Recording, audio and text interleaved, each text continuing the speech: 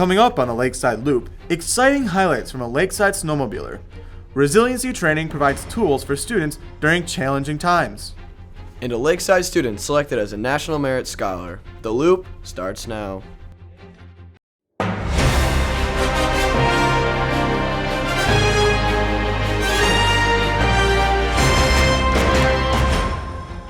Welcome to the March 10th edition of the Lakeside Loop. I'm Brock Schneider, thanks for joining us. We start with exciting news.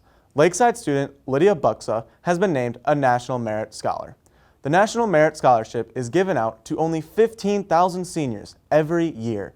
Lydia is part of the less than 1% of high school students to be blessed with the National Merit Scholarship. Lydia told us what it took to win the award and her future plans. Yeah, so National Merit Finalist is based off of the PSAT, and every year all of the juniors take the PSAT. I actually took it as a sophomore, that way I could study through and improve my score, and my test score junior year was enough for me to qualify as a National Merit semifinalist. And after that, all I had to do was write an essay, and Mr. Grasby wrote an essay for me, and that was my application. And I found out early February that I was selected as a National Merit finalist. So I am going to Liberty University in Lynchburg, Virginia, and I will major in nursing. And because of National Merit finalist status, I actually have a full ride to Liberty. Congratulations to Lydia and God's blessings in your future endeavors. The coronavirus impacts all of us in different ways. Jacob Greedle shows us tools Lakeside is providing students to face the challenges. Most of you have seen the suicide hotline number on the back of our school IDs. This is due to the increasing number of mental health disorders in teenagers. Christian Family Solutions provides resources to help students deal with stress, anxiety, and depression. Resiliency Training. Every other week for the past couple months, Karen Fisher presented resiliency training sessions. Last Friday was the final of the 6 sessions. I'm here helping Lakeside students, faculty, and staff learn some resilience skills. And my experience at Lakeside has been awesome. The students and faculty, they're spending a lot of time understanding the skills, applying the skills, putting in the work to see, hey, can I be a more resilient person? And they've just been really welcoming to me and to all of our staff. So I really appreciate them for everything they've done to welcome us and to work hard on these skills. The number one thing you can do is love and listen, right? You want to be able to be approachable, be a person that somebody trusts, be kind to each other, and then really figure out what is it that this person wants to tell me. If they trust me, they'll tell me things. And I can say to them, I want to keep this in confidence, but if you trust me, we can go forward and ask for more help. So you want to be able to build that trust and love so that when they do share something, you can go back and say, I want to help you, I want to take care of you, and this is maybe more than I can do, but because you trust me, I can go find us some help. And I think that's the most important thing you can do when somebody is struggling. Our thanks to Karen and the staff at Christian Family Solutions for their contribution to mental health awareness at Lakeside. When you think of an athlete at Lakeside, you might think of a football or basketball player. But what about a snowmobile racer? At Lakeside Lutheran, we have a student that does just that, Zach Zastro. Isaiah Minning has the story. Zach is in a very unique sport that is full of action and packed with adrenaline. But while it can be super exciting, it's also extremely dangerous.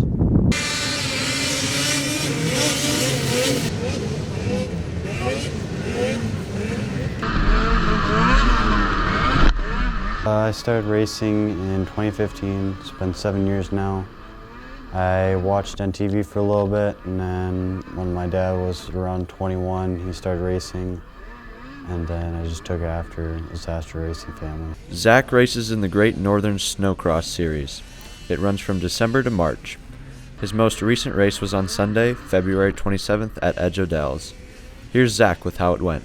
I placed second on Saturday, and then second and third on Sunday. Overall for points, for novice, I actually placed first by 91 points.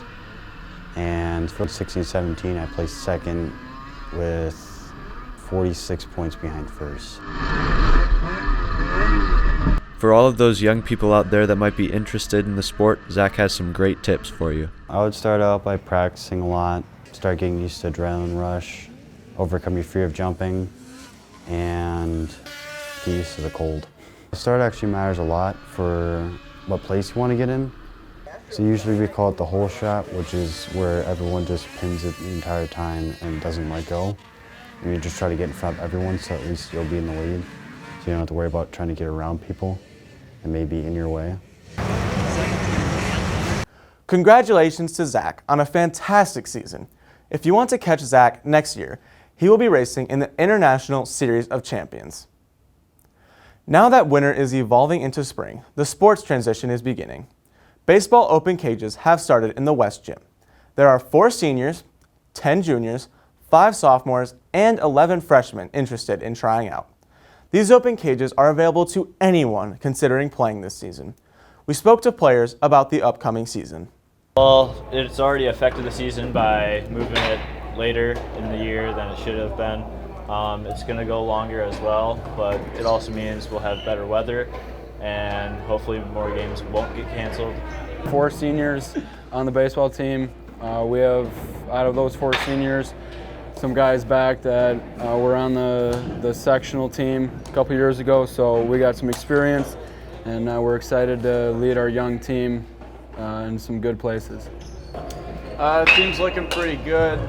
With the seniors we have from the sectional team, we should have good leadership, being able to get back there hopefully, but with COVID and everything, we're not sure how it'll go. I think we will have a decent team that can make it pretty far. Another team you might not be familiar with qualified for the state tournament. The robotics team started from programming to building and then competing. After winning a qualifying match, we talked to Cooper Jensen about how the team made it to state. We made it through skills, which is like seeing how good your autonomous is, which is like making the robot do its stuff on its own, and how fast your driver can put balls into baskets. We made it to state through that, and then the actual competition, our robot was broken half the time, and we had to play lots of defense, and I think the other teams were kind of mad at us. In a competition, there's a lot of quick decisions we have to make. Like if something breaks, we have to fix them. If something else doesn't work, we have to fix that too very quickly. The competition will be live streamed starting at 8 a.m. Saturday, March 13th. You can find a link to the webcast in the video description or by searching Wisconsin Vex Robotics Stream on YouTube. We wish you the best of luck at state, robotics team. And finally, an update on the Spring Capital Conference Math Meet. The Lakeside Junior Varsity and Varsity teams took first place. Individually, Douglas Whitenhiller, Austin Schwab, Lydia Buxa, and Will Pop placed in the top 8 for varsity. And Isaac Winters, Rose Hissam, Joey Dretsky, Hadley Wendorf, and Maria Vick placed in the top 8 for junior varsity. As a special note, Isaac Winters wrote a perfect test. And now, you're in the loop. Next week is spring break. We'll be back in 2 weeks with more of God's blessings at Lakeside. Until then, for Jacob Greedle, I'm Brock Schneider. If you'd like to help with our newscast or have any story ideas, please contact Mr. Hackbarth, Jacob, or myself.